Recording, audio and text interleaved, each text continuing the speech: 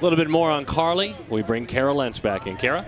Thanks, Darren. Karlie Charles has actually only been pitching for 1 year, and it's been a dramatic transformation for her even since January. She's dropped 15 pounds since this winter, working out in the morning before school. I spoke with both of her parents, Asani and Chris, and they're the ones who are actually helping her motivate to run as well, in the fact that they're running with her, running a mile in the morning to a mile and a half. And if you look at Texas in the heat in the summer, you have to do that pretty early in the morning to avoid some of that summer heat, and it's certainly paid off for her. But this is a girl who is really working on her endurance as well. That's where the conditioning is coming into play. If you can come into tournaments like this and pitch in back-to-back games and get some reps in there, her conditioning is certainly paying off.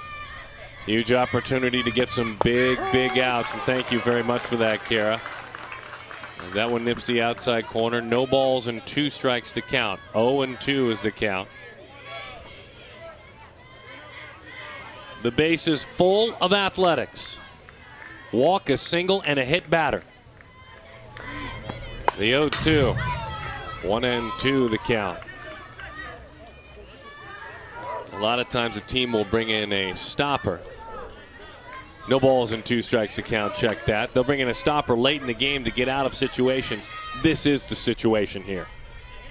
Well, this is a big time situation for Karlie to come into.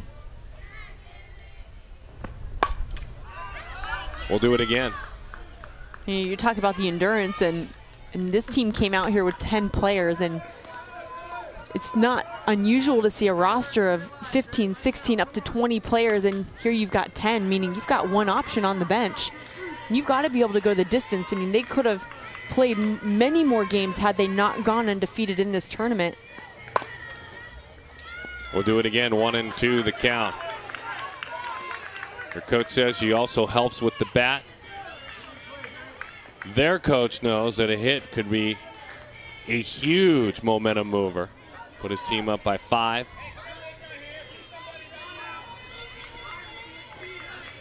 Coach Coleman talks about what a great teammate this young lady who is in the circle, who has worked so hard. Rolled out toward third. The play is at the plate. They get that lead out. The throw is to first, not in time. Well, that's a huge out. You get the lead runner. Wimmer made it, fired it home to Freeman. 5-3.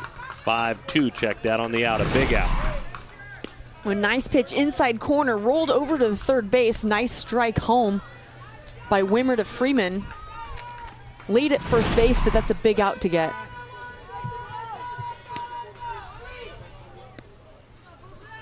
So it looks like a runner will head out. Courtesy run for the pitcher, number 43, Quincy Lilio. Quincy Lilio is out there. Quincy introduced us to her team on camera with the starting lineup. Go, Cager!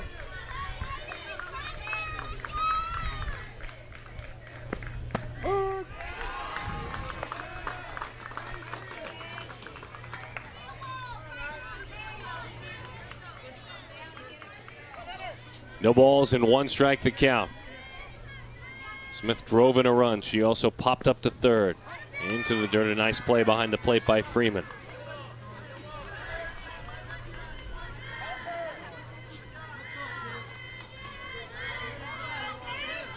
Hall of Famer and legendary head coach Sue Enquist will join us in the next half inning. Right in on the knuckles. That is how you get out of a jam. Big outs, but a big blow. Raylan Gutierrez, she's with a fighting chance, keeping it close. You have on your team, you just all have to be committed to 1 goal. And the Genies traveling 10 to a tournament like this, you see team burn players. They've got a pitcher on the bench, which you need that, right. And that's it. Quincy Lilio, who introduced our starting lineup, who has already pinch ran twice in this contest, gets an opportunity to hit now. Slaps that one into left field. They were playing shallow. 2 defenders get together. Hopefully everyone's all right, because Coleman almost stepped right over the top of Torres, and a nice job. She got her arm there. But the play is made by the streaking Coleman. And Coleman going back like an outfielder with her drop step, and we talked about the communication earlier in this game and how difficult when you're going for a ball to listen for your teammates. priority there goes to Torres in left field, if she calls that loud. But tip your cap to Coleman, who goes back hard and makes the play. Paloma Usquiano, 3-1 is the score. We've talked about that journey from Texas. They've made it fun, haven't they, Kara? They've been tested along the way. Going back to the tournament in Alabama, talking with Cedric Coleman beforehand, he said it's the biggest tournament in the South, and they kind of went in there with no expectations. They went and they said, hey, you know what? Let's see what happens. They won, and that really gave them the basis there that put them on the map. And I'm assuming that could also probably give the team a lot of confidence going into a national tournament such as this. 2-0 the count. Karlie Charles files a strike over the outside, 2-1.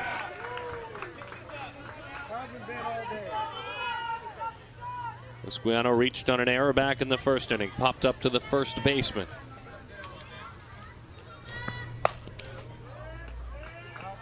Foul up the first baseline. 3-1 is the score. Had to go win themselves a qualifier. The Alabama Turf Wars, it was called. They took their trip to Birmingham and they brought the hardware home. And that gave them the opportunity to take another trip out here. Changeup never got there. 3-2 the count.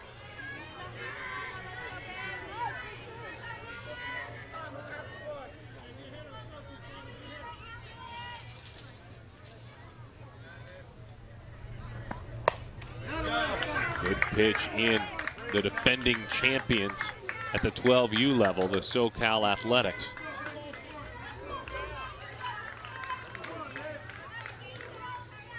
Most of their players at the 12U level have moved on and are playing at the 14U level now.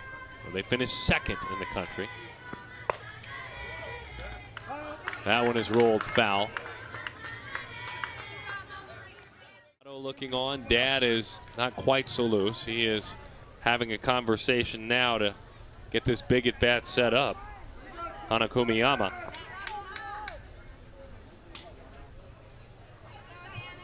Now batting number 42, Hana Kumiyama. Hannah's mom is Teresa, Dad is Chris. Sister Alyssa plays as well. Told you about that earlier. She'll be headed to Gar High School here in Southern California. 0-1 the count. And Hannah hasn't been on this team for very long, probably not as long as most of the girls on the team, but very athletic. She's a pitcher as well, can play infield. You see her in left field right now, filling some spots, and started in that DP position, so just kind of grasped onto this team and has been a very effective part.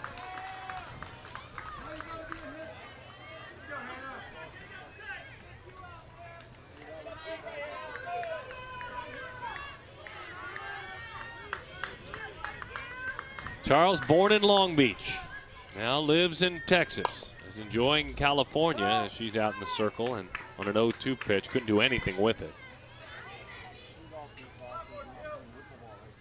At the premier level, at the 14U level, Corona Angels Tyson. And at the 16U level, the SoCal A's Myers-McNee team, already national champions of Premier Girls Fast Pitch. Pretty good take right there. 1-2.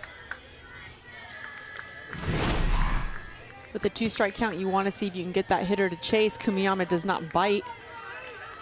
This is a good pitcher's pitch in that count. Up that time. They get the lead runner. Barehanded play on the flip and a double play! The flip was high. Jada Coleman reached up with the bare hand and then just fired it on to first. 4-6-3 on the double play. Guess what? In this case, a southpaw shortstop worked out just fine. Wow. You might see that one again.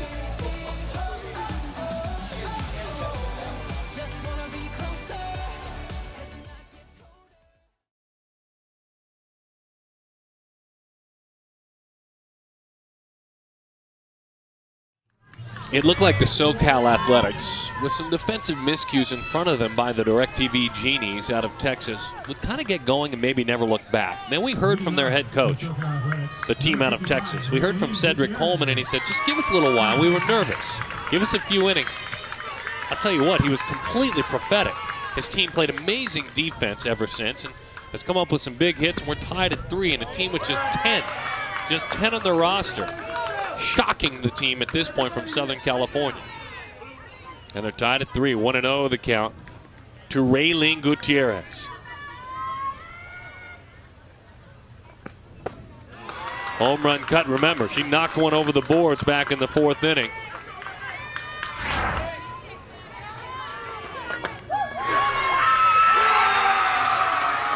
Kept it fair, a pitch that was up in the zone. And on a 1-1 count, had her out front, pulled the string back on. That's what you do to a power hitter. Well, we've seen Karlie Charles come out with that off-speed pitch quite a bit in this game, and it's done a number on the Athletics hitters, really throwing them off balance. She's showing some good movement, and for the most part, keeping the ball down in the zone.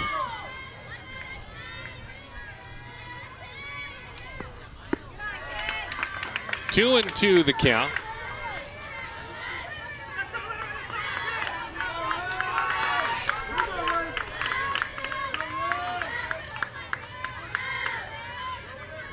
Coach Mercado looks on as the 2-2 is swung right through. I think she still had a home run on her mind there, kind of dropped that back shoulder, trying to drive it out.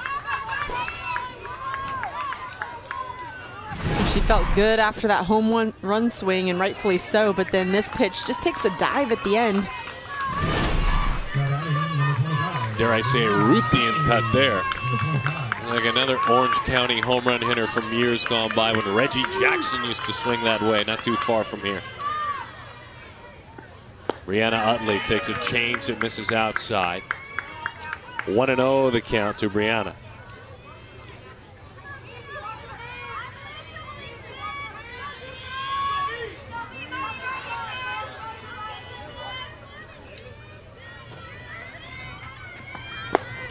Two and 0 the count.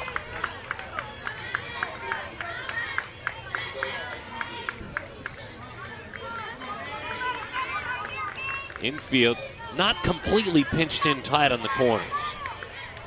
For a slapper there, maybe back a step or two. A good pitch over the inside. Looked like a curveball there. 2-1 the count.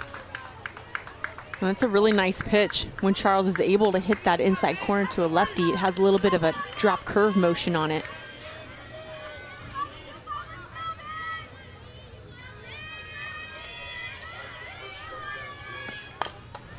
Pushes a bunt, but she got it right back to the circle, and a nice play made by Karlie Charles. She did see the defenders back on the corners, just couldn't get it that way. And that's youth also. I mean, we're talking about 11, 12-year-olds. She's identifying that she's got an opportunity to drop a bunt, but you're right, the bat angle isn't quite enough to get it to first or to third, so it goes right back to the pitcher, and had a little bit too much pace on it, and that's why she wasn't able to get herself down to first base, but great idea and good awareness.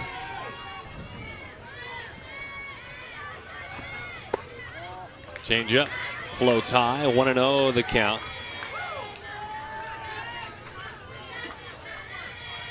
A light rain starts to fall in Southern California. A light rain? Probably refreshing. That one is in on the corner, 1-1 the count. Okay, so while it's light and refreshing, these are younger players. Do they even notice it? You tell me. I don't think so. I think they would prefer this over the heat, and there's plenty of umbrellas in the stands, but they brought it for shade. But hey, whatever works. In on the knuckles, rolled out to first. Here's what we do know. The one thing that really works is Karlie Charles, because after her team had a big offensive inning, she set the opposing squad down 1, 2, 3.